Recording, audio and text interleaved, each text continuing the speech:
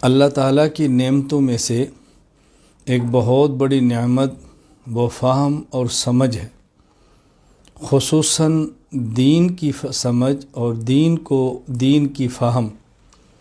رسول اکرم صلی اللہ علیہ وسلم ارشاد فرماتے ہیں، وَمَن يُرِدِ اللَّهُ بِهِ خَيْرًا يُفَقِّهْهُ فِي الدِّينِ۔ اللہ تعالیٰ جس کے ساتھ بھلائی کا ارادہ فرما لیں، خیر کا فیصلہ فرما لیں، تو اس کو دین میں تفقہ، فقاہت، فہم اور سمجھ عطا فرما دیتے ہیں۔ سمجھنا دین کو بے حد ضروری ہے۔ اس حوالے سے میں چند گزارشات آپ کی خدمت میں پیش کرنا ضروری سمجھتا ہوں۔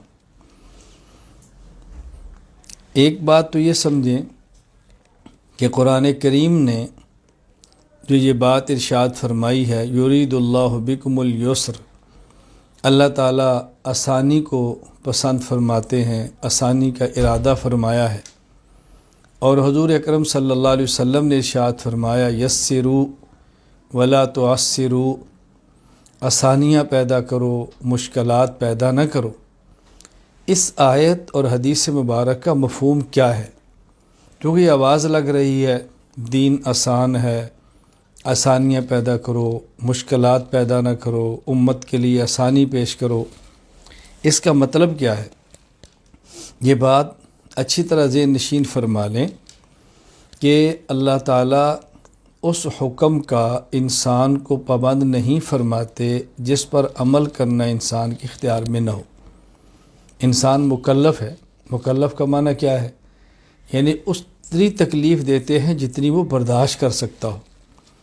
آسانی کا مفہوم یہ ہے، اللہ تعالیٰ تمہیں وہ حکم نہیں دیتے جس پر عمل کرنا تمہارے اختیار میں نہ ہو، وہ حکم دیتے ہیں کہ جس پر عمل کرنا تمہارے اختیار میں ہو۔ یہ ہے آسانی کا معنی۔ آسانی کا یہ معنی کہ ایسا حکم نہیں دیتے جس میں مشکل نہ ہو، تو پھر ہر بندہ دین قبول کر لے، ہر بندہ اعمال اختیار کر لے۔ دیکھیں، جون اور جولائی کا روزہ ہو اور بھوک نہ لگے، کیسے ہو سکتا ہے؟ پیاس نہ لگے، کیسے ہو سکتا ہے؟ مشقت نہ ہو، کیسے ہو سکتا ہے؟ جہاد فی سبیل اللہ ہو، تکلیف نہ ہو، کیسے ہو سکتا ہے؟ عجیب بات ہے۔ تو آسان کا معنی یہ ہے، ایسے حکم شرعی پر اللہ تعالیٰ بندے کو پابند نہیں فرماتے جو بندے کے اختیار میں نہ ہو۔ یہ معنی ہے آسانی کا۔ یہ معنی نہیں کہ دین مشکل ہی نہیں، دین میں تکلیف ہی نہیں۔ اگر دین میں تکلیف نہ ہو تو پھر انسان کو مکلف کیوں کہا جائے؟ مکلف تو کہتے اسے ہیں کہ اس میں تکلیف ہے۔ ہاں، اتنی بات ضرور ہے، قرآن کریم کی دوسری آیت سمجھے، اللہ تعالیٰ فرماتے ہیں کہ اللہ تعالیٰ کسی بندے کو اس کی وسعت، اس کی ہمت سے زیادہ تکلیف نہیں دیتے، مکلف نہیں بناتے۔ لا یکلف اللہ نفسا الا وسعها، جتنی ہمت ہے اتنا ہی مکلف بناتے۔ میری بات کا خلاصہ کیا نکلا؟ کہ دین کے آسان ہونے کا معنی یہ ہے کہ دین پر عمل کرنا ناممکن نہیں، ممکن ہے۔ یہ معنی بیان کرنا کہ مشکل ہی نہیں، یہ شریعت کی روح کے خلاف ہے۔ یہ بات اچھی طرح سمجھ لیں۔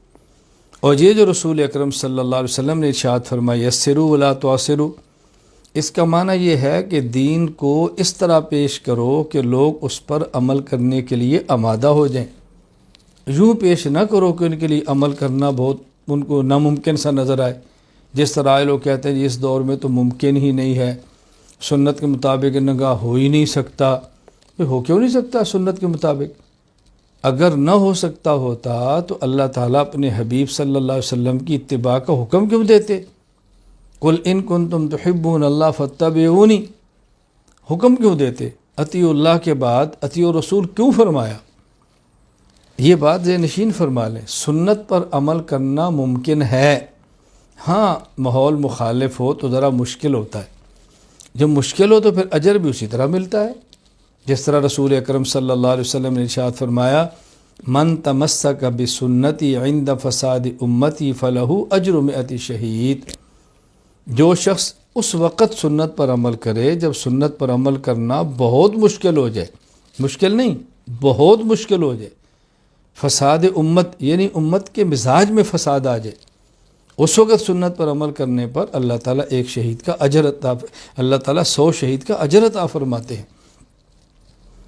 تو دین پر عمل کرنا ناممکن نہیں، ممکن ہے۔ ہاں البتہ کچھ مشکل ہے۔ تو آسان کا معنی کیا ہوا کہ اللہ تعالیٰ ایسا حکم نہیں دیتے کہ جس پر عمل کرنا بندے کے اختیار میں نہ ہو۔ حکیم الامت مجدد الملت مولانا اشرف علی تھانوی رحمہ اللہ فرمایا کرتے، اگر کوئی شخص بدکاری کرنے کے لیے عورت پر بیٹھ چکا ہو، حکم ہے کہ اب بھی پیچھے ہٹو، اب اگر پیچھے ہٹنا ممکن نہ ہوتا، اس حالت میں اللہ حکم کیوں دیتے؟ اس کا مطلب اس حالت میں بھی عمل کرنا ممکن ہے۔ اب بتائیں مشکل کتنا ہے؟ فرمایا پیچھے ہٹو، مشکل ہے، ناممکن تو نہیں ہے نا۔ یہ بات اچھی طرح ذہن نشین فرما لیں۔